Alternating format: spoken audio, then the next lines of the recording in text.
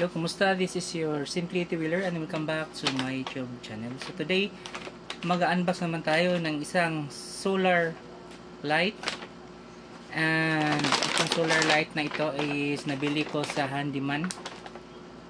And this is another brand. Unlike from my previous solar light unboxing, this one is another brand. So, ang pangalan ng brand na ito is Orbic, the Light Expert. So, it is a 50 watt solar light. And it says in here, zero electricity bill, lightning protection, rain protection, and intelligent light control, super long endurance. So, it is a monocrystalline silicone and brand new batteries. So ito yung mukha niya. So dito sa ibaba, IP rating IP65, lights on time, it can take up to 2 days. Wow, grabe. Solar eco floodlight, green new energy. So sa gilid, hindi ko na babasahin dahil it is nakalagay dito distributor, parameters, scope of application, and yung sa likod is the same dito sa harap. Then sa gilid, it is made in China, 1 year warranty. And dito sa top, 50 watt solar floodlight, green new energy, zero electricity bill, and more economical. So unbox na natin dahil gusto ko ring makita itong produkto na ito. And by the way, nabili ko ito for 1,999 pesos. So sa box is remote control, battery, and dynavolt. Mayroon kasama itong butterfly nut. And this is the price of 1,999 pesos. So yung solar panel niya is quite heavy. Then sa likod may nakalagay na ring solar and specification niya, and may nakalagay na warning electrical hazard. This unit produces electricity when exposed to sunlight. Cover glass before opening terminal junction box. So this one is the junction box. So unlike from China product, no, yung galing sa online selling, but this one nabili ko sa Handyman, may nakalagay ng mga ganito: CE, IEC, C, ANSI, TUV, and this one is hindi ko mabasa, UCAS. So meron na siyang mga anong tawag dito. So it means nga na under talaga siya sa quality control. And the bracket, and by the way, itong cable niya is different from yung mga na-unbox ko before. This one is heavy duty, makapal, mataba. And this is the unit. So medyo maliit lang. Then the unit is heavy, mabigat siya, and may nakasulat na Orbic.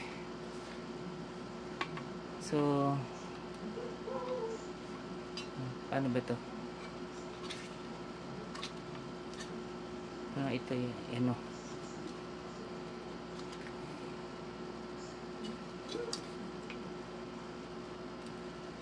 So parang matanggal ito. Huwag nang tanggalin. Sa likod may nakasulat na OB SFL 0350 watts. And may mga nakasulat na may nakasulat na specification dito, hindi ko mabasa. And I don't know what kind of battery inside, dahil yun na nga hindi ko mabasa. And wala din naman dito sa box yung mga battery type. And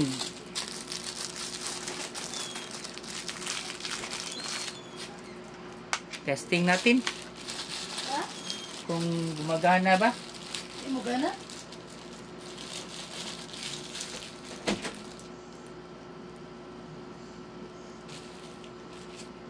Tagay ko na kutsilyo. Ay na lang, ay na lang.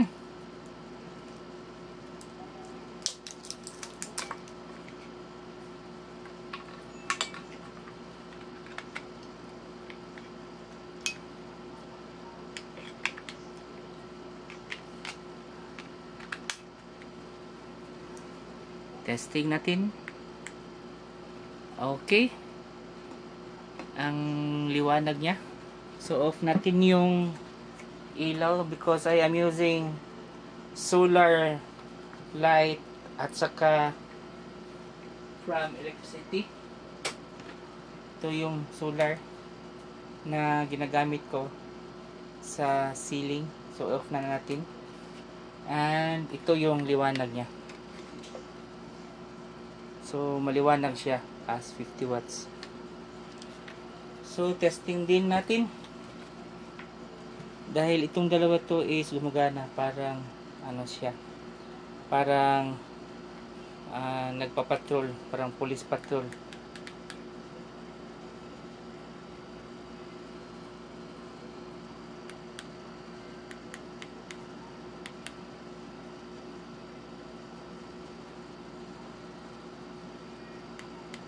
This one siguro.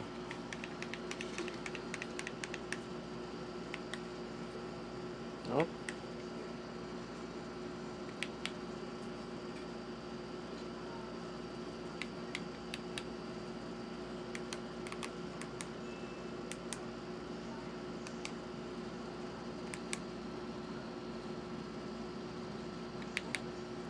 So tinitesting kong itong dalawa na to, pero hindi siya gumagana. Anyway, that is not useful to me. Gusto ko lang itong liwanag na to. Maybe later ma-figure out ko siya.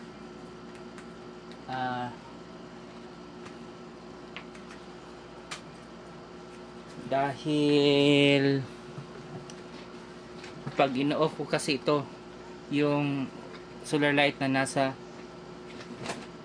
ceiling is nag-on off din siya.